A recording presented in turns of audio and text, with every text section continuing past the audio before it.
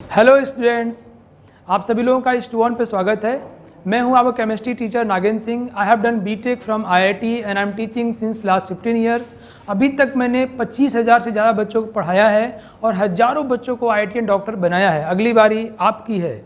So you know chemistry as a subject it's full with facts and figure.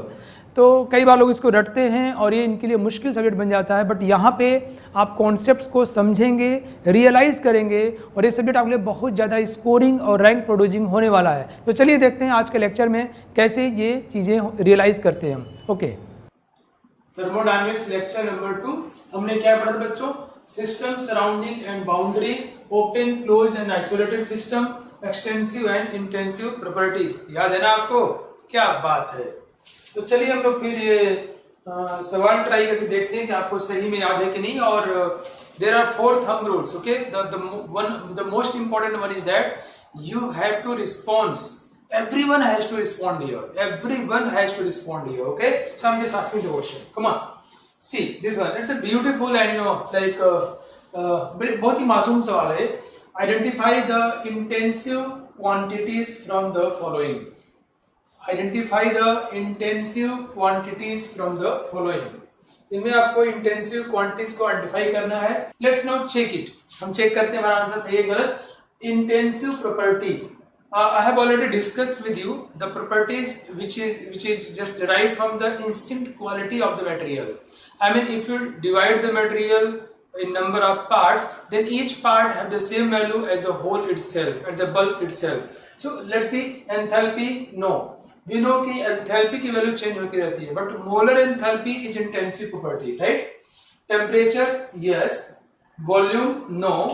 Volume 2 litre है, आधा कर दोगे तो 1 लीटर हो जाएगा, means volume has been change. Refractive index, yes.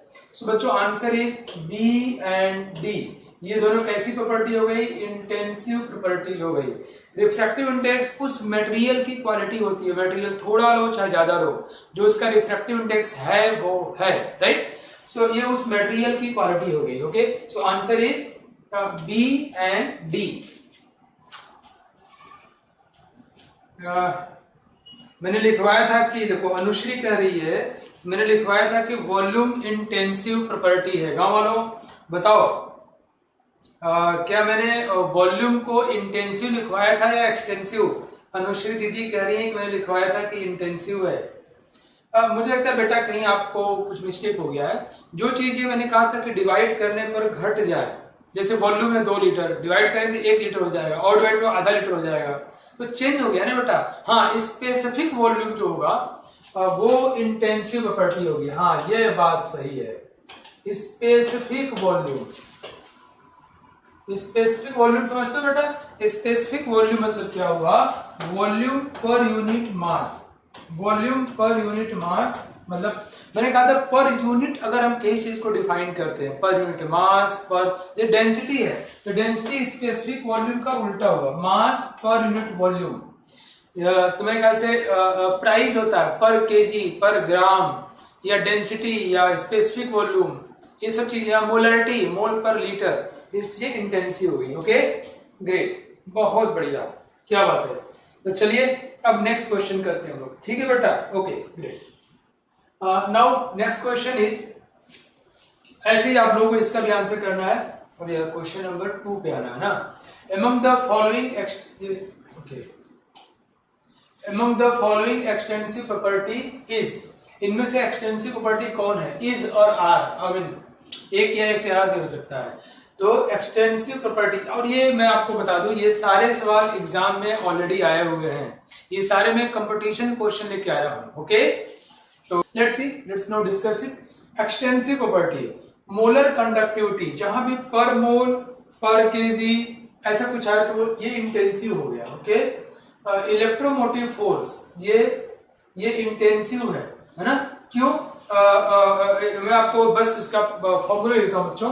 So delta G is equal to, ये 12th class के syllabus में है but we should know it. Okay, so हमें बस अभी करो, अभी याद कर सकते हैं।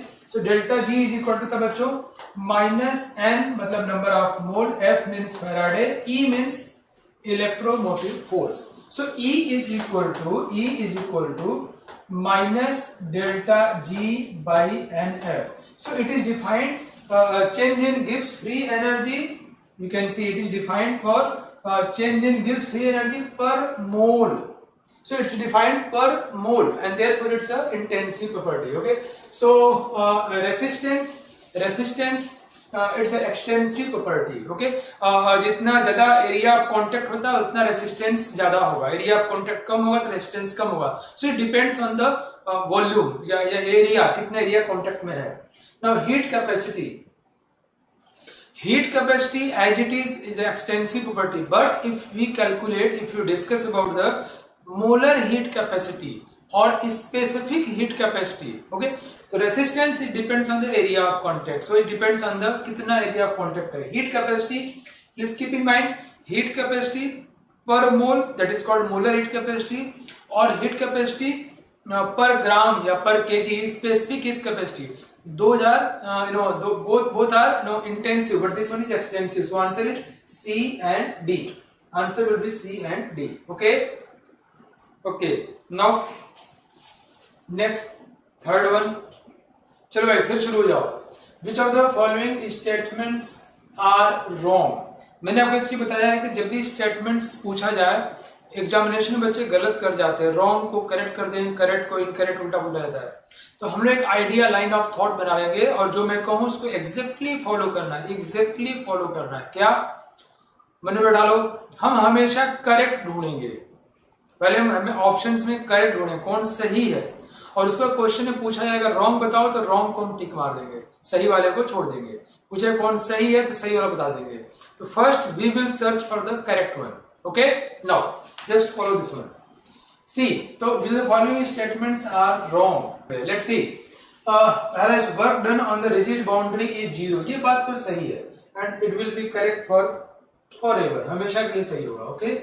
तो work done rigid boundary, जब boundary मूव ही नहीं करेगा, वॉल्यूम चेंज, we know, हमने देखा बच्चों कि work done means dW is equal to, हमने देखा PdV and dV is the change in volume. आपको याद है ना, dV is, मैंने ड्राइव कराया था लास्ट क्लास में आपको. तो अगर ये वॉल्यूम चेंज नहीं होगा और रिजिड बाउंड्री होगा तो डेफिनेटली वॉल्यूम चेंज नहीं होगा, तो work done will be 0. It's correct one and इसलिए we have to search for the correct options. Second one, work done may be 0 for flexible boundary. Boundary is flexible means here volume can change but can not change as well. भाई हम change कर सकते हैं but नहीं भी कर सकते हैं. तो कह रहा है कि मे बी 0, ये मैंने बहुत सोच के ये ऑप्शन दिया हुआ है इसमें. Work done may be 0 for flexible boundary, बिल्कुल 0 हो सकता है और 0 नहीं भी हो सकता है. रिजिड बाउंड्री में क्या है कि वर्क डन मे बी 0, ना work done will be 0. Okay, तो इसमें तो हमेशा 0 ही होगा, इसमें 0 हो भी सकता है और नहीं भी सकता है. तो मे बी 0 सही बात है. Work done may B non 0 नहीं भी हो सकता है, ये बात सही है. फ्लेक्सिबल बाउंड्री में वॉल्यूम चेंज होगा तो काम हो भी सकता है. Okay, now a cylinder filled with gas having flexible तो वर्क डन हो सकता है. Adiabatic wall is an example of isolated system. बिल्कुल भी नहीं. Isolated मतलब देश दुनिया से कहीं से कोई लेना देना नहीं है. Here adiabatic wall is there, so heat change will be 0. That's okay, but boundary is flexible, wall is flexible. It means work done may be there, and I have already told you that internal energy can change by work as well as heat involved in the process. So by flexible boundary work can be involved, है ना बच्चों. तो इसलिए ये होगा गलत. मजा है ना, बड़ा अच्छा ऑप्शन है ना बच्चों, मजा आ रहा है, मजा आ रहा है आप लोगों को. तो कौन सा इसमें गलत है, तो आंसर इज डी गलत है. देखो ऐसे आंसर करना है, पहले हमको सही खोज लेना है और फिर जो आंसर है उसको ऐसे करना. Answer is D. चलिए नाउ अब आज का कंटेंट हम लोग पढ़ लेते हैं. प्रोसेस क्या होता है, थोड़ी बातें और भी सीखते हैं हम लोग एंड देन थर्मो की तरफ प्रोग्रेस कर रहे हैं स्लोली.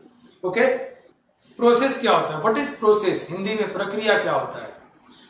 अगर किसी के स्टेट में चेंज होता है, प्रेशर में, कोई बच्चा कह रहा है पढ़ाई करता हूं, तो घर वाले क्या बोलेंगे, हम तो पढ़ाई तभी मानेंगे जब तुम्हारे नंबर में बदलाव आए, जब तुम्हारे रैंक में चेंज आए। अगर ये चेंज नहीं आ रहा है और तुमको हम खूब पढ़ते हैं, घर वाले मानने से इनकार कर देंगे, ये जो है ये उछल कूद में जाता है, ये इधर उधर घूमता है, बैठा रहता है, इसके दिमाग में कुछ और चलता रहता है ना। तो मतलब ये है कि जब चेंज हो, सेम थिंग यहाँ पर भी है, और हम लोगों को ऐसे ही कोरिलेट करके पढ़ना है ना, निमोनिक वे में। तो क्या हुआ, प्रोसेस किससे बोलेंगे, प्रोसेस हम तब बोलेंगे जब स्टेट में चेंज हो, प्रेशर, वॉल्यूम, टेम्परेचर ये सब चेंज हो, उसकी हमने क्या बोलते हैं उसको, स्टेट वेरिएबल्स। तो मान लो किसी पॉइंट कोई रिएक्शन में कम कर रहे हैं, यहाँ पे पॉइंट ए है, ओके ए है, ओके, और कोई रिएक्शन यहाँ से ए से बी गया, अब ए और बी अगर दोनों का प्रेशर, वॉल्यूम और टेम्परेचर दोनों सेम है, यहाँ मान लो प्रेशर है पी ए, वॉल्यूम है वी ए और टेम्परेचर है टी ए, और यहाँ प्रेशर है पी बी है, वॉल्यूम है वी बी और टेम्परेचर है टी बी। अगर हम कहें कि तीनों वैल्यू सबकी सेम है, P A equal to P B, V A equal to V B, T A equal to T B, तो हम कहेंगे यहाँ कुछ हुआ ही नहीं है, नो प्रोसेस। तो प्रोसेस तभी माना जाएगा जब state of a system change, and to know the state of a system we know there are state variables, state variables और स्टेट फंक्शंस। स्टेट वेरिएबल्स होते हैं या स्टेट फंक्शंस होते हैं, ओके बच्चों। और हमने बताया था कि there are various state functions we have, like enthalpy, internal energy, gives energy, entropy, pressure, volume, temperature, there are, but these all are not independent. So by just having some state variables, the whole characteristic of a particular state can be recognized, characterized. So process is said to be done if and only, प्रक्रिया हुई है ये तभी माना जाएगा जब वो ए से बी में गया तो यहाँ चेंज हुआ हो। अच्छा, मैं ये नहीं कह रहा हूँ, आई एम नॉट सेइंग, मैं ऐसा नहीं कह रहा कि प्रेशर भी बदल जाए, वॉल्यूम भी बदल जाए, टेम्परेचर भी बदल जाए, आई एम नॉट सेइंग। मैं कह रहा हूँ कम से कम कोई एक तो बदले भाई, या दो बदले, मतलब सारे कैरेक्टरिस्टिक, सारे स्टेट वेरिएबल, सारे स्टेट फंक्शन सेम नहीं होने चाहिए। समझ गए बच्चों? तो प्रोसेस होना तभी माना जाएगा जब स्टेट सिस्टम का चेंज हुआ हो, ठीक है। तो प्रोसेस कितने टाइप के होते हैं, टाइप्स ऑफ प्रोसेस, तो इनके विषय में हम लोग बहुत डिटेल में पढ़ेंगे और बहुत सारी बातें आप लोगों को ऑलरेडी पता होंगी। आइसोथर्मल प्रोसेस, या बहुत सारी चीजें आप लोगों को ऑलरेडी पता होंगी बच्चों। Isothermal process, isobaric process, isochoric process and adiabatic process, okay. मैं बहुत जल्दी बता, iso means same, iso means equal, okay. Isothermal जब टेम्परेचर सेम हो, isobaric, bar for bar represent the unit of pressure, right. So isobaric मतलब उनका बार मतलब pressure same हो, जब प्रेशर सेम हो। आइसोकोरिक मतलब वॉल्यूम सेम हो। एडियाबेटिक मतलब हीट चेंज, हीट इन्वॉल्व ना हो, हीट सेम हो, जितना हीट पहले था उतना ही हीट बाद में हो, ओके। मतलब यूं समझो, मैं कहूं कि कोई यहाँ ए है और ए से वो चला गया बी, और कोई ऐसा प्रोसेस हुआ बच्चों, कोई ऐसा प्रोसेस हुआ जिसमें टेम्परेचर जितना ए के पास में उतना ही टेम्परेचर बी के पास में है। तो बाकी अच्छा प्रोसेस हम कह रहे हैं, इट मीन्स कहीं ना कहीं कुछ ना कुछ चेंज जरूर हुआ होगा ऑब्वियसली, अदरवाइज तो फिर अगर प्रोसेस ही नहीं होगा। लेकिन मैं अगर ये कह दूं temperature of A at A is equal to temperature at B, means this process whatever that would be is called isothermal because it temperature is the same. So those quantity which depends on temperature, जो quantity temperature पर depend करती होंगी वो इसमें नहीं बदली है, right. जो क्वांटिटीज टेम्परेचर पर डिपेंड करती हैं क्वांटिटीज नहीं बदली हैं बिकॉज टेम्परेचर क्या है बच्चों, कांस्टेंट है। लाइकवाइज इसमें एग्जांपल जो आपको ऐसे मस्ती मारते चलते हैं हम लोग, है ना, कि अगर कोई कंटेनर में लो बच्चों और इस कंटेनर में मान लो मैंने गैस भर दिया, इस कंटेनर में हमने गैस भर दिया, ओके, और हमने कुछ किया, इसमें कुछ प्रक्रिया किया, ओके, कुछ ऊपर नीचे हुआ किया गया, और ऐसा करके देखा गया कि मान लो अभी इसकी अवस्था को ए बोलते हैं और इसको हमने कंप्रेस कर दिया, कुछ कर दिया, और बाद में हमने बी बोला, हमने कहा temperature T A is equal to T V. जो इसके अंदर गैस है उसका टेम्परेचर दोनों टाइम सेम है, हमने कुछ किया, हमने क्या किया, पहले यहाँ था, अब उसको हम कंप्रेस करके यहाँ ले आए, ठीक है। और हमने कैसे टेम्परेचर सेम रखा, ये अलग बात है, उसको डिटेल में पढ़ा जाएगा।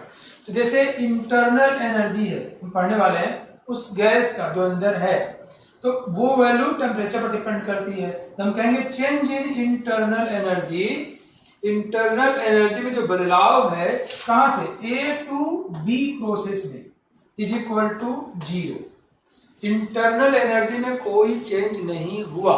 क्यों नहीं हुआ, क्यों चेंज नहीं हुआ, क्योंकि टेम्परेचर कांस्टेंट है और ये टेम्परेचर पर डिपेंड करता है। अब कैसे क्या हम डिटेल में आपको पढ़ाने वाले हैं। या change in enthalpy from A to B हुआ, वो भी 0 होगा। क्यों, एंथैल्पी भी टेम्परेचर पर डिपेंड करता है। किसका, केमिकल रिएक्शन का। No no no, I am not saying that, I am not talking about the chemical reaction, but I am saying about the gas filled in a close cylinder. एक cylinder में बंद है gas, उसको हम compress कर रहे हैं piston से, है ना, और हम ऐसा कर रहे हैं कि टेम्परेचर जितना A में है उतना ही टेम्परेचर B में है। इन that case, in that particular case, internal energy at A will be equal to, we can say in that case internal energy at A will be equal to internal energy at B, and enthalpy at A will be equal to enthalpy at B। जब हम पढ़ाने की ऐसी कोशिश करते हैं बच्चों, हाँ बताना है बेटा, इंथैल्पी और इंटरनल एनर्जी की मुझे जान लेनी है, इतना ज़्यादा पढ़ाऊंगा कि तुम खुद इंथैल्पी बन जाओगे। तो अभी जब हम पढ़ाते रहते हैं ना, तो हम धीरे धीरे तुम्हारे अंदर, तुम्हारे दिमाग में उसको डालते रहते हैं। जैसे बच्चों किताब पढ़ाने के पहले बड़े प्यार से सिखाते, चूड़ी देंगे बोले, चूड़ी देखो ये चूड़ी है तुम्हारी मम्मी की, फिर उसमें नल लगा दो और खींच देंगे तो क बन गया। It's a process of learning, है ना। तो मैंने अभी तुम्हें धीरे धीरे परिचय दिया कि देखो मैं केमिकल रिएक्शन की बात नहीं कर रहा। एंथैल्पी क्या है, कुछ रहस्यमयी चीज है, about which we will discuss in the coming episodes.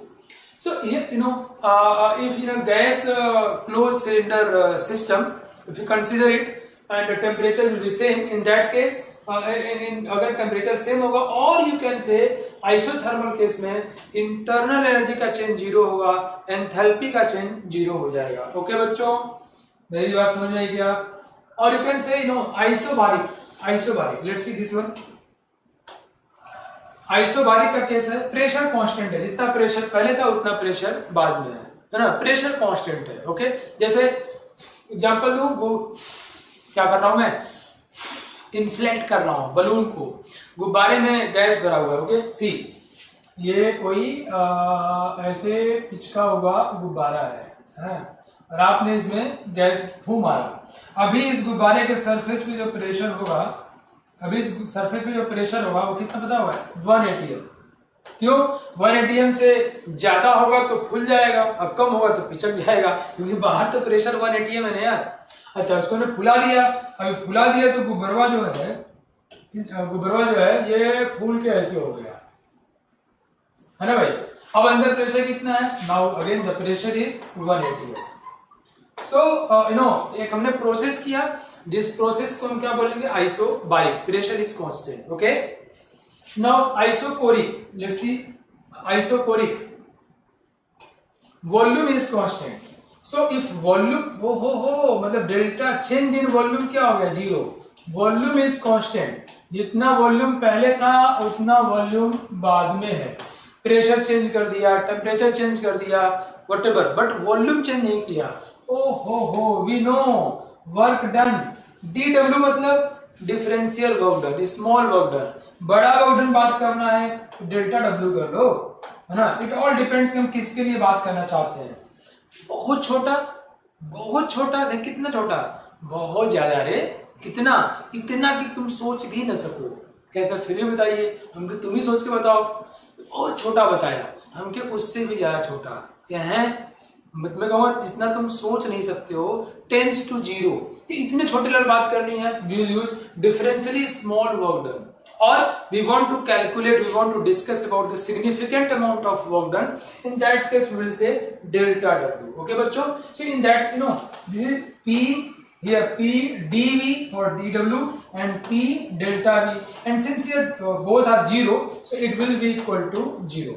So we can say कि आइसोकोरिक केस में तुम क्या समझ गए बच्चों, क्लोज कंटेनर में गैस सिलेंडर वाला काम करोगे तो आइसोथर्मल में, ये सब चीजें बच्चे दिमाग में रख लेते हैं। मैं ऐसा पढ़ाना चाह रहा हूँ कि तुम्हारे दिमाग में जाए घुस जाए कि अच्छा आइसोथर्मल होगा और सिलेंडर वाला केस होगा तो तुमको पता नहीं एंथैल्पी क्या है, तुमको पता नहीं इंटरनल एनर्जी क्या है, बट तुमको ये मालूम है कि आइसोथर्मल केस में वो जीरो हो जाएगा। आगे बताऊंगा मैं, ऑब्वियसली बताऊंगा। ये सीखने का एक कोशिश है ना, सीखने का तरीका है।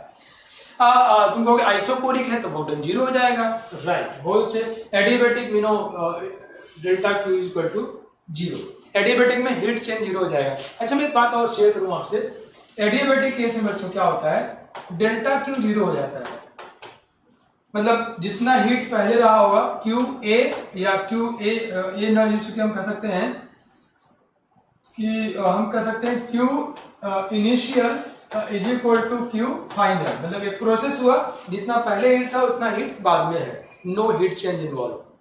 तो कई लोग इसको समझते हैं it's isolated system, not necessary. Isolated में कुछ भी एक्सचेंज नहीं होता है, नाइदर मास नॉर एनर्जी, न तो मास एक्सचेंज हो न ही energy, and energy itself can be exchange by heat as well as work done.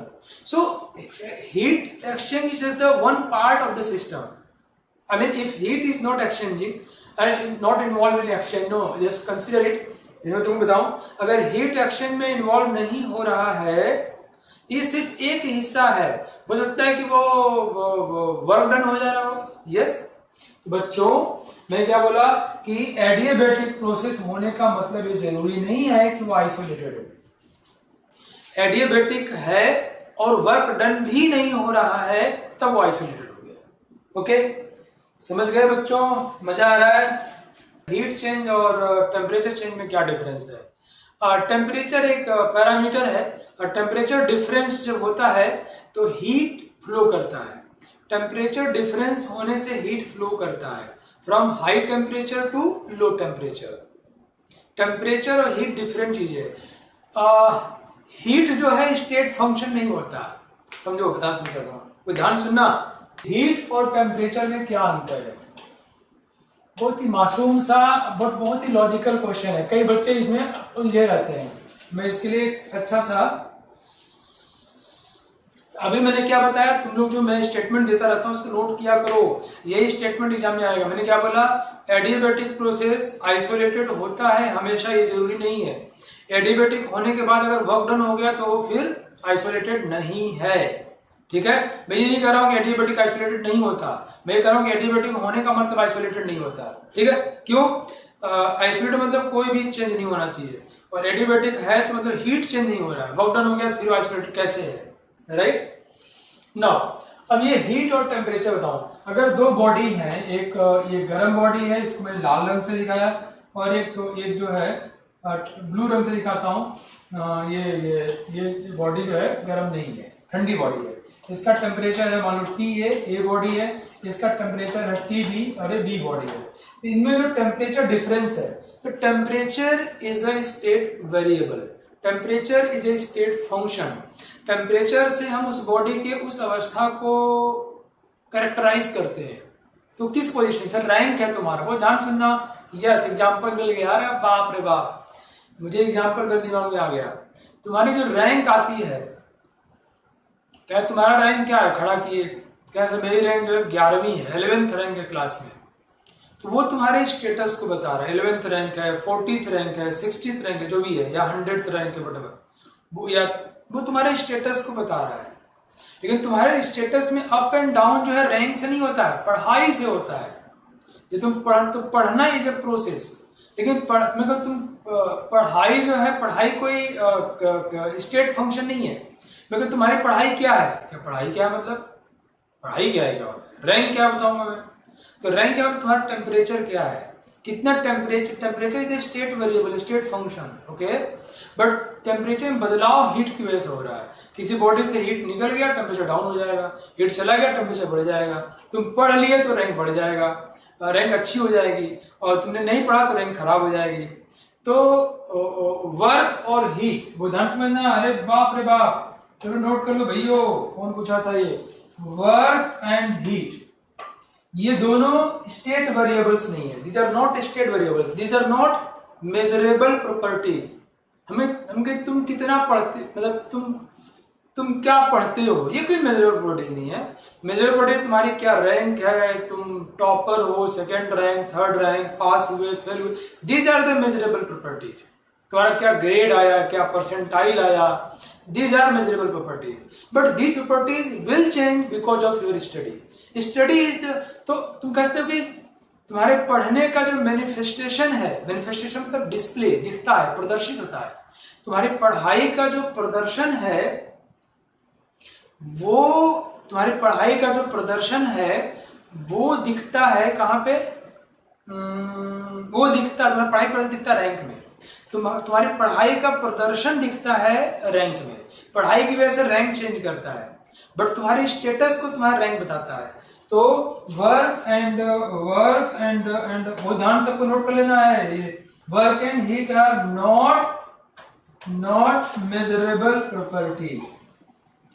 Work and heat are not measurable properties, ये मेजरेबल प्रॉपर्टीज नहीं है। जिसमें कहूं कि ए पर बताओ वर्क क्या है, ए पर वर्क क्या होता है, ए पर कोई वर्क नहीं था भाई, ये आप ये कि ए से बी में वर्क कितना किया वो बता सकते हैं। अब ए पर वर्क क्या है, तो work and heat are not measurable properties, but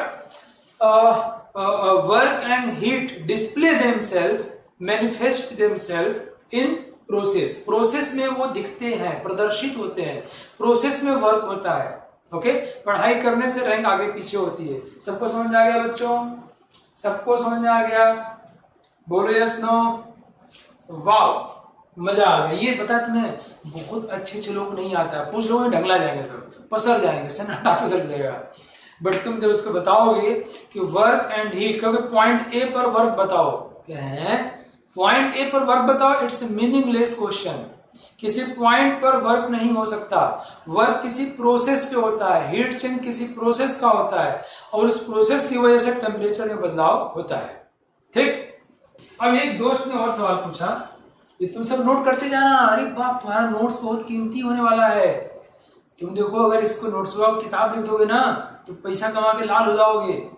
मैं नहीं लिख पाया हूं, पता है क्यों, मैं पढ़ाता रहता हूं, लिखूं कहां से।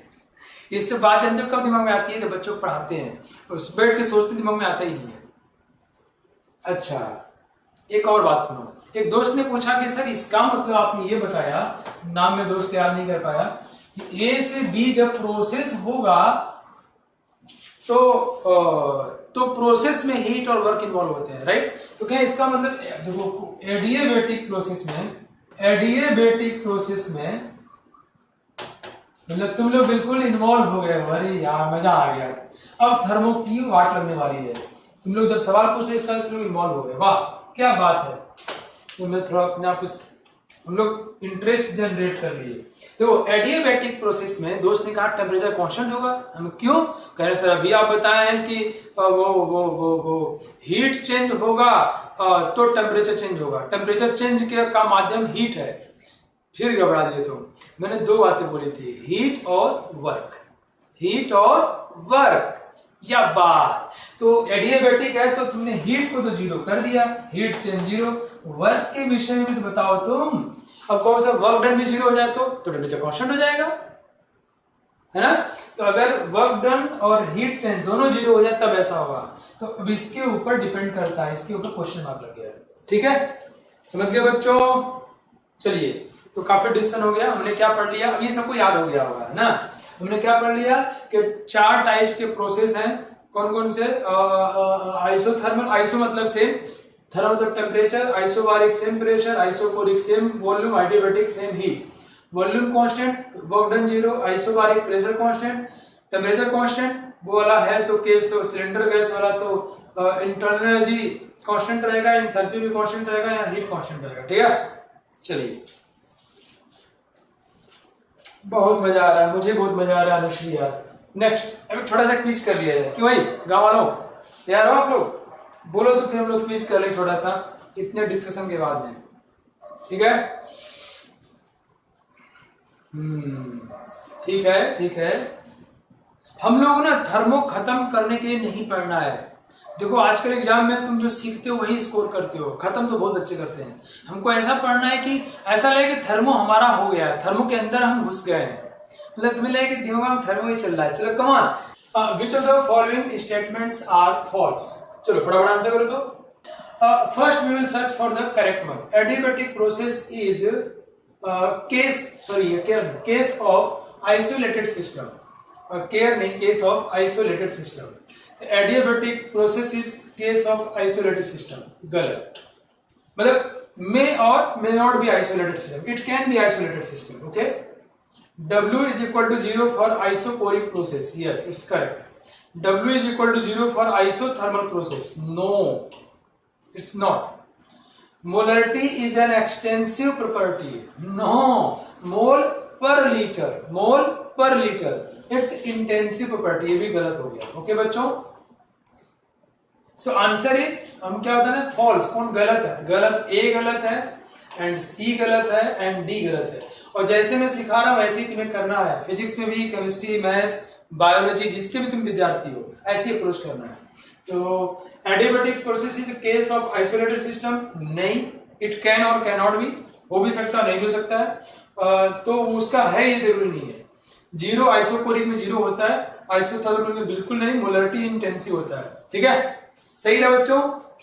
ए देखो मैं कर रहा हूं कि नवाज आईआईटी या मेडिकल निकाल लेगा, बिल्कुल करेक्ट हो सकता है, बट अभी तो नहीं निकाला है ना, तो राइट नाउ निकाल लेगा नहीं, निकाल सकता है। तो करेक्ट स्टेटमेंट क्या होगा? नवाज मेडिकल या आईआईटी निकाल सकता है, या है ना। तो मतलब ये सकना हो है ना, डिपेंड करता, बहुत सारी चीजों के ऊपर डिपेंड करता भाई, बात में समझे। पॉसिबिलिटी है, ये ज्यादा संभावना है कि निकाल ले, ये निकालने ही वाला है, सब चलेगा, बट निकाल लिया है बोलूंगा तो गलत हो जाएगा, ओके। सी समझ नहीं आया। आइसोथर्मल में टेम्परेचर कांस्टेंट है, वर्क डन कहां से जीरो हो जाएगा भाई? वर्क डन के लिए वॉल्यूम कांस्टेंट चाहिए। बी क्यों रॉन्ग हुआ? बी रॉन्ग कहां है? आइसोकोरिक प्रोसेस है तो वर्क डन जीरो, बी सही है बिल्कुल। हमको क्या बताना है, कौन सा गलत है? तो गलत कौन सा है? ए गलत है, सी गलत है और डी गलत है, ओके ओके। डी में मोलरिटी, थोड़ा ध्यान से पढ़ना है, ऐसे हम लोगों को टाइम भी बहुत पास नहीं करना बच्चों एक ही चीज में। मैंने कहा, अब अमन जी पूछ रहे हैं सर ये बता दीजिए, मैंने कई बार आज 3 में बताया है। मोलरिटी मतलब ध्यान देना है बच्चों, ध्यान देना है, मोल पर लीटर। अगर हम पर लीटर, पर केजी कुछ डिफाइन करते हैं, that will be intensive preparatory, ठीक है बेटा, ओके।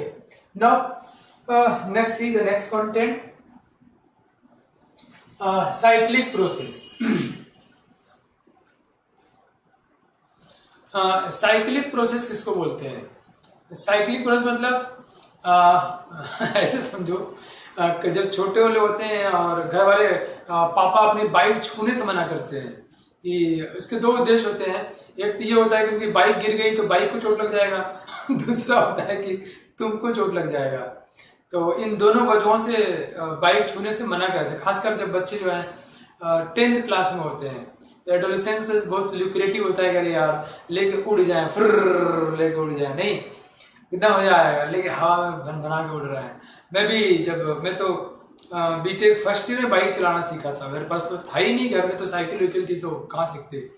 तो बीटेक फर्स्ट ईयर या सेकंड ईयर मेरे दोस्तों के पास थी, मैं सीखा, फिर तो खूब लेके उड़ जाए थे, ट्र लेके मैं और ब्रिजेश सर भाग जाए थे। एक बार अब ब्रिजेश सर सबको गिराए हैं, मुझे गिराए हैं, जादू सर को, अरुण सर, सबको गिराए हैं। एक बार तो बाइक से जा रहे थे और गिरा दी, जादू सर ढंगला के 3-4 राउंड किनारे जाके रोड के लग गए थे। मुझे भी गिरा दिए थे भाई वहां पर मिट्टी पे, तो वहां गड्ढा हो गया। तो अभी दिखा देखो रघुआ तुमको यही में गिराया था, गजब हो यार, एक तो गिरा दिए से बताते रहते हो, और अपने गिरा दिए थे ना, अपने आप को जाके धक्का मार देते हो, तो उनका ये उतर गया था। तो अपना हाथ ऐसे कर रहे थे तो हिल कैसे हो जा रहा था, समझ लो, ये यहाँ से फ्रिक्शनलेस हो गया था ना, ऐसे करते ऐसे हो जा रहा था। तो बाय द वे बहुत मन करता है ना चलाने का, तो क्या करते हैं हम लोग, चुपके से, पापा अपना कहीं गए तो चुपके से लेके उड़ गए और घूम के आए, फिर वहीं पे बाइक खड़ी कर दी जहां से उठाए थे, और बिल्कुल उसी पोजीशन में। It is called, it's one of the beautiful example of the cyclic process. जैसे था वैसे के वैसे है, है ना, it's a case of cyclic process.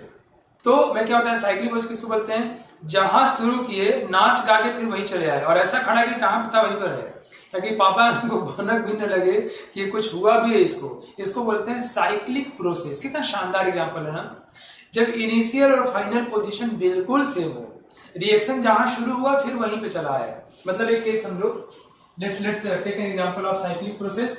बच्चों में देखो ये कोई है सिलेंडर पिस्टन है ना, और मैं इसमें गैस भरा हुआ है और अभी यहाँ कंडीशन ए में है। ओके, हमने इसको कंप्रेस किया और ये कंडीशन बी में आ गया। तुम देख रहे हो वॉल्यूम घट गया, वॉल्यूम क्या हुआ, घट गया, कंप्रेशन हो गया। फिर हमने इसको एक्सपेंशन किया, एक्सपेंड किया। ओके, एक्सपेंशन हुआ इसका, और फिर ये सी हो गया। और ए और सी सेम कंडीशन में बिल्कुल एक ही टाइप के हैं, मतलब A and C are in the having the same state variables. I mean तो ए और सी सेम पोजीशन हो गए, pressure at A equal to pressure at C, volume at A equal to volume at C, temperature at A equal to temperature at C. So what will say it's a cyclic process. पहले इसको volume कम किया, फिर volume बढ़ाया, now it's a cyclic process. तो जहां था वो वहीं का वहीं पहुंच गया, लेकिन पापा को भनक लग जाती है। पता है क्यों? तेल घट जाता है और उनको पता है, हर चीज से पता होता है तेल कितना है। अरे यार है तो बाप ना हो, ये तो पता ही है। तो तेलवा देखते हैं कि पहले इसमें दिखा रहा, आजकल तो डिजिटल आ गया है तो दिखाता है कितना किलोमीटर, वो भी खतरनाक है।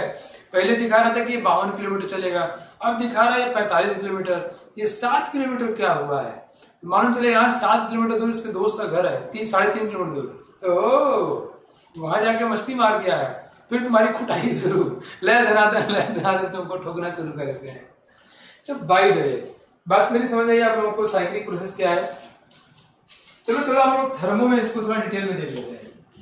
अगर मैं कोई डायग्राम बनाऊं बच्चों ऐसे, जिसमें स्टेट को दिखाऊं, तो ये प्रेशर इधर और इधर वॉल्यूम दिखाया मैंने, ठीक है। प्रेशर वॉल्यूम डायग्राम को हम लोग इंडिकेटर डायग्राम बोलते हैं। अगर कभी भी कहीं पर इंडिकेटर डायग्राम का नाम आए, इंडिकेटर डायग्राम, अगर कहीं पर इंडिकेटर डायग्राम का नाम आए तो आप समझ जाओगे कि ये प्रेशर वॉल्यूम डायग्राम की बात की जा रही है, ठीक है। तो हम मानो ए है ना, ये यहाँ पर ए है, यहाँ शुरू किया हमने, देखो इधर पहले हमने वॉल्यूम बढ़ाया, हम कहाँ आ गए, बी पर।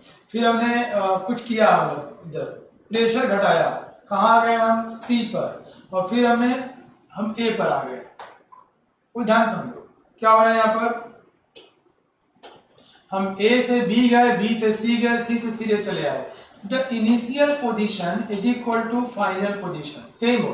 क्या बोलते हैं इसको, स्टेट वेरिएबल्स। अगर ऐसा हो जाता, ये ऊपर वाला सुन लेता हम लोगों की पुकार, हम छोटे बच्चों की अगर पुकार और सुन लेता कि अगर जहां गाड़ी खड़ी की हो वहीं थी, वहीं पे फिर खड़ी कर दोगे तो उसकी सारी चीजें कांस्टेंट हो जाएंगी। जैसे डिस्प्लेसमेंट 0 हो जाता है, डिस्टेंस तो 0 नहीं होता, फिजिक्स में पढ़े हुए आप लोग। डिस्प्ले डेफिनेशन क्या, when initial and final state of this process are same the process is said to be cyclic process. Rohit कह रहे हैं सर नहीं, साइंटिफिक भाषा में लिखवाइए, फिर वही मजाक कर दिए। जब इनिशियल और फाइनल स्टेट सेम हो जाए, स्टेट वेरिएबल सेम हो जाए, the process is said to be cyclic process. Okay, तो मामला ये है बच्चों कि अगर सोचो कितना मजा आता है ना कि गाड़ी में जो, बाइक में जो पेट्रोल है, जो पेट्रोल है वो भी ऐसा होता है कि जहां बाइक खड़ी थी, अगर ऊपर वाला हम लोग पुकार सुन ले, वहीं बाइक खड़ी कर दोगे तो जितना पेट्रोल पहले था उतना ही पेट्रोल हो जाएगा। तब तो बड़ा मजा आता है यार, तब तो भनक ही नहीं लगती। तो जो बातें इन पर डिपेंड करती हैं, किन पर, स्टेट पर, उनको बोलते हैं स्टेट वेरिएबल्स। क्या बोलते हैं, देखो मैं मजाक में तुमको केमिस्ट्री पढ़ा रहा हूं, तुमको इन सब चीजों की सीखते रहना है। स्टेट वेरिएबल्स क्या है,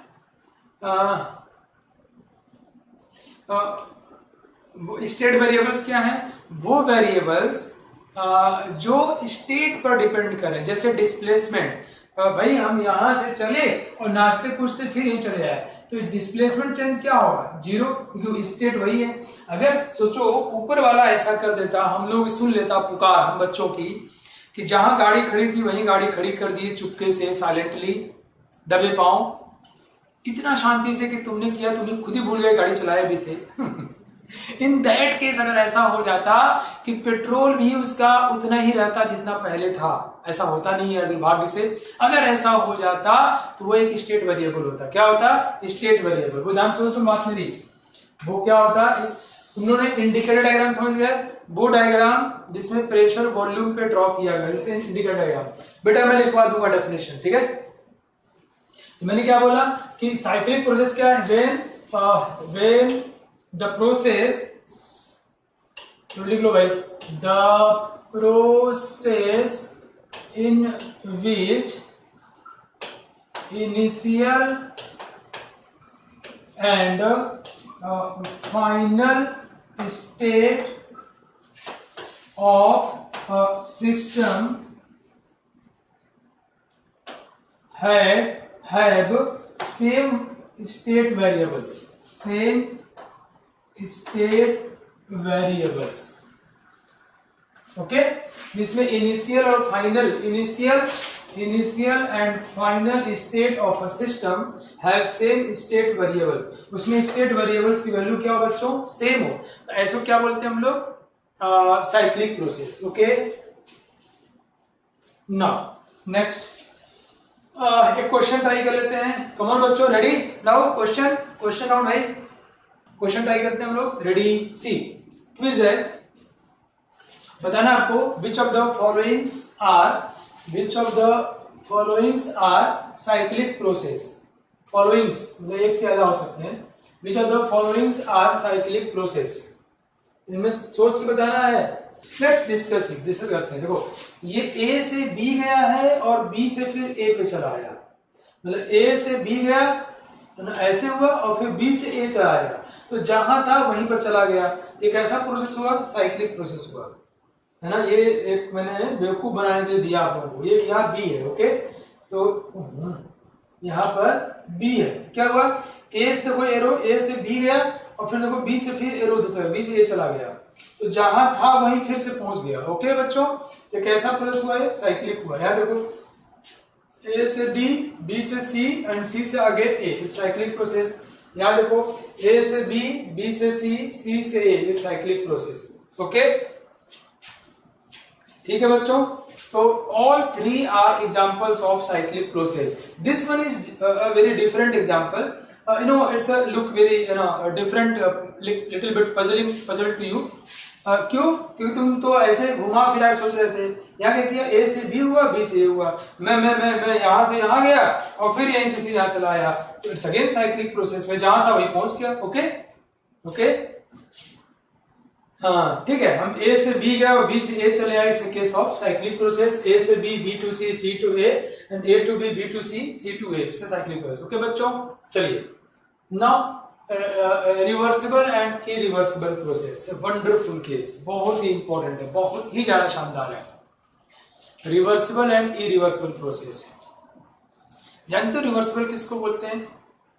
एज नेम सजेस्ट, रिवर्सिबल मतलब जिसको हम उलट सके, जैसे यार मैं कहा कि मैं कक्षा 10 में पढ़ता था, मैं जब आपकी एज में था तो 11 पढ़ता था, तो क्या मैं फिर से उस एज में आ सकता हूं? Is it reversible? नो। क्या मुझे दुखित होना है? बिल्कुल नहीं यार, हर एज का अपना एंजॉयमेंट है, बचपन का, एडोलेसेंस का, बुढ़ोती का, यंग एज का, सबका अपना एंजॉयमेंट है, तो it's a part of life. तो इज इट रिवर्सिबल और इरिवर्सिबल? इरिवर्सिबल, ये इरिवर्सिबल है ना। अगर मेरे पास कुछ है, जैसे मेरे पास ये देखो, ये पेज है ना, ऐसे कुछ कॉपी है, मैं इसको ऐसे फोल्ड कर दिया, ऐसे देखो ये पेज है, मैंने इसको ऐसे फोल्ड कर दिया है, फिर इसको मैं ऐसे कर दिया, नाउ इट्स रिवर्सिबल, रिवर्स हो गया, ऐसे था ऐसे हो गया, इट्स रिवर्सिबल नहीं। तो मैं तुम्हें क्या बताता हूँ, रिवर्सिबल मतलब जिसको फिर से मैं लौटा सकूं, रिवर्स कर सकूं, तो दुनिया की सारी चीजों को हम रिवर्स नहीं कर सकते, ओके। रिवर्सल मतलब जिसको हम रिवर्स कर सकते हो, सिंपल सेंस में। केमिस्टिक सेंस में इसका कुछ डिफरेंट मतलब है। ये बिल्कुल वैसे नहीं है, बट वो तो मैंने आपको एक लिटरल लैंग्विस्टिक मतलब बताया, which can be reversed, but इसका केमिस्ट्री मतलब थोड़ा सा डिफरेंट है बच्चों। ऐसा process, we are talking about the process, okay. So a process, ध्यान सुनना, एक ऐसा प्रोसेस जो मान लो कोई सिस्टम जिस पे काम हो रहा हो, लेट्स टेक एन एग्जांपल। देखो ये बहुत ध्यान समझना और नोट करते रहना।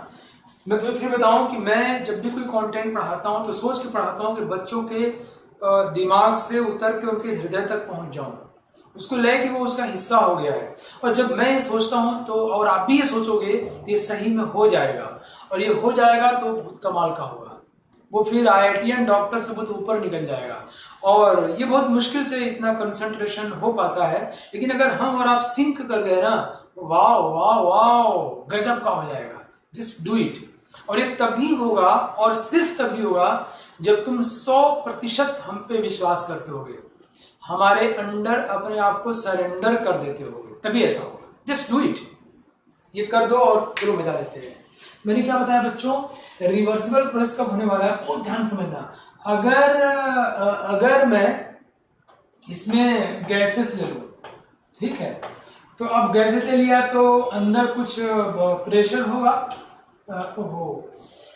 अंदर मैंने इसके अंदर गैसेस ले लिया तो अंदर कुछ प्रेशर होगा।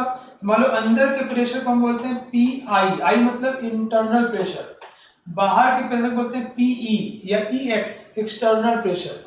तो अगर बच्चों को ध्यान समझना, P external is equal to P internal plus DP, मतलब बाहर का प्रेशर, ध्यान समझना है कि बात को, बहुत गूढ़ बातें बता रहा हूं साइंस की। अगर बाहर का प्रेशर अंदर के प्रेशर से कितना ज्यादा है, DP ज्यादा है, और DP क्या होता है, DP इज टेंस टू 0, मतलब कितना ज्यादा है, थोड़ा ज्यादा है। थोड़ा कितना, बहुत ही कम। कितना यार, मैंने बताया ना कि इतना कम जिसको बोल भी नहीं सकते, we could not quantify it. If you can quantify, अगर तुम क्वांटिफाई करने की कोशिश भी करते हो तो वो गलत कोशिश होगा, हम कहेंगे उससे भी छोटा करो। सो बहुत छोटा, मतलब हम वी कैन से कि P external is approximately equals to P internal. हम कहें दोनों करीब करीब बराबर है, लेकिन थोड़ा ये ज्यादा है, थोड़ा ये ज्यादा है, बहुत कम ज्यादा है, इसलिए ये कंप्रेशन हो यहाँ पर। तो ये हम कहेंगे P external is greater than P internal. ये दोनों ही बातें मैं बोल रहा हूँ, कभी ज्यादा है फिर बोल रहा हूँ करीब करीब बराबर है, क्योंकि जो ज्यादा है बहुत कम से ज्यादा है, DP ज्यादा है। तो बच्चों ये कंप्रेशन होगा, क्या होगा यहाँ पर, ये होगा, इसलिए यहाँ पे कंप्रेशन होगा, कंप्रेशन होगा, दब के नीचे जाएगा, वॉल्यूम घटेगा। लेकिन देखो, जब दो चीजों में डिफरेंस ज्यादा हो, है ना, तो बहुत तेजी से घटता है। मान लो दो बॉडी हैं, दोनों के टेम्परेचर में डिफरेंस बहुत ज्यादा है तो हीट का फ्लो बहुत तेज होगा। टेम्परेचर डिफरेंस बहुत कम हो, बहुत स्लो हीट फ्लो होता है। तो जैसे कई बार दूध मिलता है पीने के लिए, हम लोगों को बहुत गर्म उबाल के दे दिया है, अब बिना ऐसे पी लिए तो फिर जीभ चल जाता है। एक बार मेरे साथ हुआ, तो पता है, मैं थर्मोफ्लास्क से मैंने मेरे यहाँ एक था खाना बनाने वाला भैया, तो मैं उनसे कहा कि पानी दीजिए, मैं गर्म पानी पीता हूँ, तो वो उबाल के दे दिया कि रास्ते में सर जाएंगे तो ठंडा हो जाएगा, लेकिन थर्मोफ्लास्क था मेरा, तो अब वो एकदम गर्म लग गया, मैं ऐसे उठा के पी लिया, मतलब जीभ जल गया था अंदर पूरा, बहुत बुरा हुआ था मेरे साथ, मतलब झंझना गया था, मतलब बता नहीं सकता मैं, उबलता हुआ पानी पी लिया नहीं था वो, तो अंदर डालते ही फिर पलट दिया, बट उतनी देर में पूरा जल गया था। लाइक सो मैं तुम्हें सिंपल ही बताना चाह रहा हूँ, वो बेचारा फिर वो डर गया था कि सर डांटेंगे, मैंने कुछ नहीं बोला, मैंने कहा ठीक है, तुमको समझ नहीं आया क्या बोलूँ मैं। तो मतलब ये है कि तो शुरू में बहुत गर्म होता है तो ठंडा तेजी से होता है, बट जब उसे गर्मी कम कर टेम्परेचर कम होने लगता है, मतलब टेम्परेचर डिफरेंस कम होता है, तो ठंडे होने का रेट भी कम हो जाता है। क्यों? फ्लो हीट का कम हो जाएगा।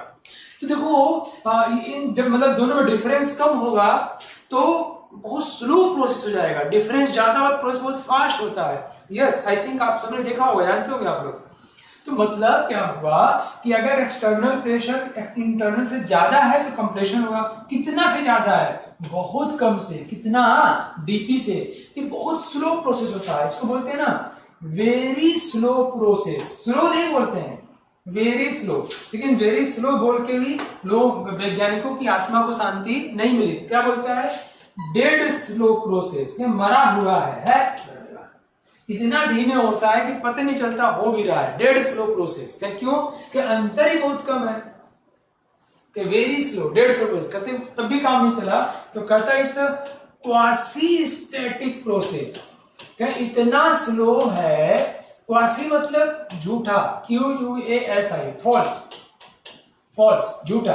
कि इतना स्लो है, इतना स्लो है, इतना स्लो है, इतना स्लो है कि ऐसा लगता है कि वो हो ही नहीं रहा है, लगता है कि वो स्टैटिक है, लगता है कि वो एट रेस्ट है, लेकिन ये लगना झूठा है, वो एक्चुअली में हो रहा है।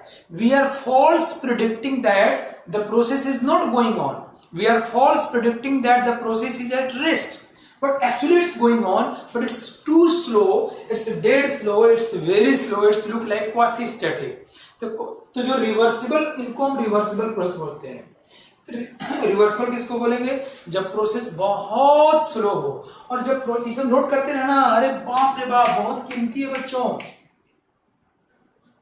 जब प्रोसेस बहुत स्लो होगा, जब प्रोसेस, अच्छा तुम्हारे पास ये वीडियो तो रिकॉर्डेड रहेगा ही, तुम बाद में भी पॉज करके नोट कर सकते हो। जब प्रोसेस डेड स्लो हो रहा है, बहुत स्लो हो रहा है, तो कितने टाइम में कंप्लीट होगा? इनफाइनाइट टाइम में कंप्लीट होगा। It takes infinite time of completion, infinite time of completion. तो कहते हैं कि ये थियोरेटिकल प्रोसेस है। कैसा है? थियोरेटिकल। प्रैक्टिकली कोई ऐसा नहीं हो सकता, इट्स अ थियोरेटिकल प्रोसेस। या हम कह सकते हैं कोई प्रैक्टिकल प्रोसेस होगा जो कि बहुत लंबे टाइम में हो रहा होगा, तो उसको हम लोग अप्रोक्सीमेट कर लेते हैं कि इसको रिवर्सिबल मान लिया जाए। ठीक है? तो मैंने क्या होता है बच्चों, अगर पी इंटरनल एक्सटर्नल में डिफरेंस बहुत कम हो, इतना कम हो कि, अच्छा एक और बात करते हैं, मैं फिर से लिखवा दूंगा आपको, इतना कम हो कि मतलब ये थोड़ा ज्यादा हो, इतना कम हो कि रेट बहुत स्लो हो जाए, रेट बहुत स्लो, टाइम बहुत ज्यादा रहेगा, it's a case of reversible. और चूंकि दोनों में डिफरेंस बहुत कम है, तो ऐसा लगता है कि देखो ये क्या है? सिस्टम, ये क्या है? सराउंडिंग। तो ऐसा लगता है कि सिस्टम और सराउंडिंग हमेशा इक्विलिब्रियम पे है। जो सिस्टम कंडीशन है वही कंडीशन सराउंडिंग की भी है। ओके, जो सिस्टम की अवस्था वही सराउंडिंग की है। दोनों में डिफरेंस कितने का है? Infinitesimally small difference. We can say here system and surrounding are at infinitesimal, मतलब समझे आप, बहुत कम। अगर बोल दिए कि सर इतना, तो उससे भी कम, उस जितना सोच नहीं सकते हो। इनफाइनेटेसिमली small, infinitesimally small system and surrounding are at infinitesimally small state variables difference, state variables difference। उनमें स्टेट वेरिएबल्स का जो डिफरेंस है वो बहुत ही कम है, और इसलिए ऐसा लगता है, इट्स लुक्स लाइक प्रैक्टिकली हमको ऐसा लगता है कि system is always in equilibrium with surrounding. Equilibrium मतलब दोनों हमेशा लगता है कि एक ही फेज में, एक ही अवस्था में, एक ही स्टेट में है, ऐसा लगता है दोनों सेम स्टेट चल रहा है। तो system and surroundings are always in equilibrium. या फिर हम ये कह दें कि अगर हम थोड़ा सा चेंज कर दें, थोड़ा चेंज करना मतलब वो ध्यान समझना, मैं ये सब बातें एक बार फिर से दोहरा दूंगा आपके लिए, और अगली क्लास में मैं रिवर्सिबल प्रोसेस फिर समझाऊंगा आपके लिए। It's very very very important. हम ऐसा कर सकते हैं बच्चों कि मान लो P external is equal to P internal plus DP। तो अगर हम थोड़ा चेंज कर दें, थोड़ा सा मतलब P external is equal to P internal minus DP कर दें, मतलब इन दोनों में कितने का अंतर हुआ? 2DP का। DP क्या है? 0, टेंस टू 0, तो 2DP will also be tends to 0, and therefore ये देखो ये था, तो ये कंप्रेशन हो रहा था, एक्सटर्नल प्रेशर क्या था बच्चों? ज्यादा। बट जैसे ही हमने ये कर दिया, अब इंटरनल ज्यादा हुआ, तो अब एक्सपेंशन शुरू हो जाएगा। तो कहते हैं कि उस प्रोसेस को रिवर्स कर दिया जा सके, जो जैसे तो वैसे उल्टा शुरू हो जाएगा थोड़ा चेंज करने पर। The process can be undone, ये वर्ड यूज करते हैं, अनडन। अनडन मतलब जो हो रहा था उल्टा हो जाएगा।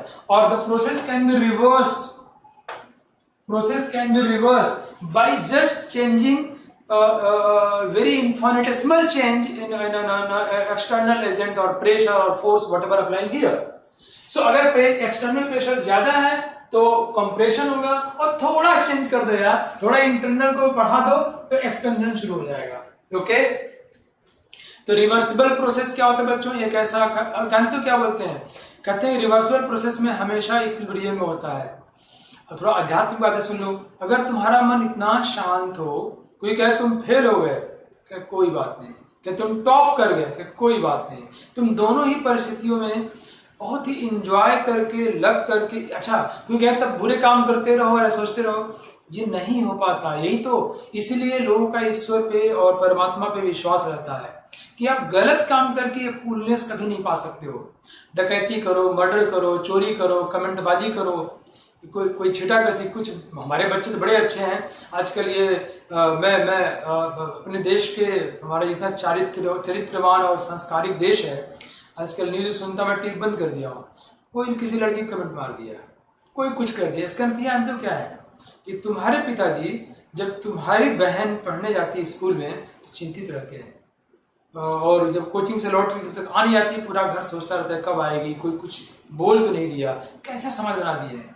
और उन्हीं का बेटा जाए कमेंट मार देता है। तो हम थोड़ा संवेदनशील समाज बनाना चाहिए। कोई ना कोई तो ऐसा कह रहा है, आई am not saying about you, आप लोग तो बहुत अच्छे हो यार, आप लोग बहुत ही शानदार हो। तो मतलब मैं क्या बताता आपसे कि कोई गलत काम करके किसी को परेशान करके, चीटिंग करके, धोखा देके कोई सोचे कि हम बहुत ही फोकस्ड हो जाए, कंसंट्रेट हो जाए, कूल हो जाए, नहीं संभव है। अगर ऐसा होने लगा ना तो फिर लोगों का ईश्वर से विश्वास हो जाएगा। गलत काम करने पर दुख तो होगा, चाहे तुम कितना दिखावटीपन जरूर कर लो। मर्डर मार के आएगा तो इसका ब्लड प्रेशर अप डाउन होगा, उसके अंदर किडनी लीवर सब डिस्टर्ब होगा। इसको बोलते हैं नोसिबो इफेक्ट, डिस्टर्ब होगा, दैट्स डैम श्योर। बट अगर तुम कूल टाइप हो, ये बातें गीता में भी लिखी हुई है, हर धर्म में बातें की जाती हैं, और डैम श्योर है अगर तुम कूल टाइप हो तो तुम बहुत अच्छा काम करोगे। मतलब IIT, मेडिकल, ये सब छोटी मोटी चीजें हैं। तुम जब पढ़ोगे धर्मों ने उसमें डूब जाओगे, तुम सवाल बनाओगे ना तो निकाल के रिजल्ट फेंक दो, तुमसे गलती होगा ही नहीं। बट ये जो मैं बोल रहा हूं ना ये आसान नहीं है। तो कहते हैं कोई रिवर्सिबल काम करता है, मतलब शांत समभाव में, इसको हम लोग क्या बोलते हैं अध्यात्म में, समभाव में।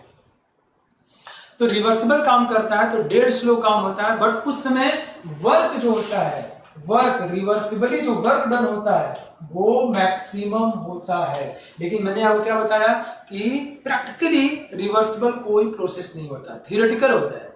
प्रैक्टिकली हम सिर्फ रिवर्सिबिलिटी की तरफ अप्रोच कर सकते हैं, कोशिश करके अपने आप कूल कर सकते हैं, शांत कर सकते हैं, डेविएशन डिस्टर्बेंस को कम कर सकते हैं, मिनिमाइज कर सकते हैं, बट जीरो नहीं कर सकते हैं, राइट। सो अगर मैंने क्या बताया आपको कि रिवर्सिबल प्रोसेस कौन है बच्चों? रिवर्सिबल वो होगा जिसमें सिस्टम और सराउंडिंग दोनों हमेशा इक्विलिब्रियम पर नजर आते हैं। लगता है सिस्टम का जो अवस्था वही सराउंडिंग का भी है, ऐसा लगता है। लेकिन अगर ऐसा एग्जैक्टली हो गया तब तो प्रोसेस ही नहीं होगा। Here we are discussing about the process. In that case दोनों में डिफरेंस होता है, कितना? बहुत कम, बहुत कम, बहुत कम।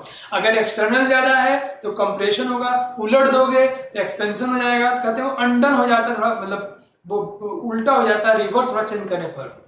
वहीं पर अगर अपने इरिवर्सिबल की बात करते हैं तो मान लो अगर मैं इरिवर्सिबल की बात करता हूं बच्चों, मान लो अंदर का प्रेशर अगर 2 ATM है और बाहर का प्रेशर 4 ATM है, तो क्या इन दोनों का डिफरेंस जो है नेग्लिजिबल है? No, it's too large. It's अगर ये 2.02 ATM भी होता तो now it's not insignificant, it's significant, it's measurable, it's countable. So here the work done will be, here the system will be, here the process will be irreversible. Okay? Are you getting me? तो जितना कम difference होगा उतना reversibility करीब पहुंच जाएगा, उतना slow process होगा। मैंने आपको क्या समझाया? मैं लिख देता हूं इसको बच्चों। रिवर्सिबल प्रोसेस मतलब डेड स्लो प्रोसेस, हाँ, मतलब क्वासी स्टैटिक प्रोसेस, क्वासी मतलब फॉल्स, स्टैटिक मतलब रेस्ट। हमको झूठा लगता है कि वो रेस्ट में है, बट वो रेस्ट में नहीं है। इट्स इट्स मतलब इनफाइनाइट टाइम लेता है कंप्लीट होने में। It takes infinite time for completion, infinite time for completion, okay. और हम क्या बोलेंगे, system and surrounding are always in equilibrium, system and surrounding are always in equilibrium, are always in equilibrium। और हम क्या बोलेंगे बच्चों, हम बोलेंगे कि process can be undone by just changing in by just infinitesimal change, है ना। Process can be undone, process can be undone, उसको बैक किया जा सकता है। प्रोसेस कैन बी अनडन, उसको बैक किया जाता है बाय डिफरेंशियल चेंज। थोड़ा सा चेंज ले आए तो अनडन हो जाएगा, वो उल्टा हो जाएगा, ओके। और एक बात और बताया मैंने, वर्क डन, मैक्सिमम काम कोई कब कर पाएगा, मतलब आपकी एफिशिएंसी सबसे अच्छी कब होगी, आप फोड़ फाड़ दोगे सारे एग्जाम कब, आप हमारी बात को पूरे शिद्दत से मानो, जानते हो कब, या आप रिवर्सिबली काम करोगे। लेकिन ये हम लोग रिवर्सिबिलिटी की तरफ मूव कर सकते हैं। तुमने तय कर लिया कि मुझे नाग सर की एक बात को माननी है, कोशिश करना शुरू किया, तो तुम रिवर्सिबिलिटी की तरफ मूव करोगे, बहुत करीब हो जाओगे, बहुत अच्छा कर जाओगे। That's what we can do।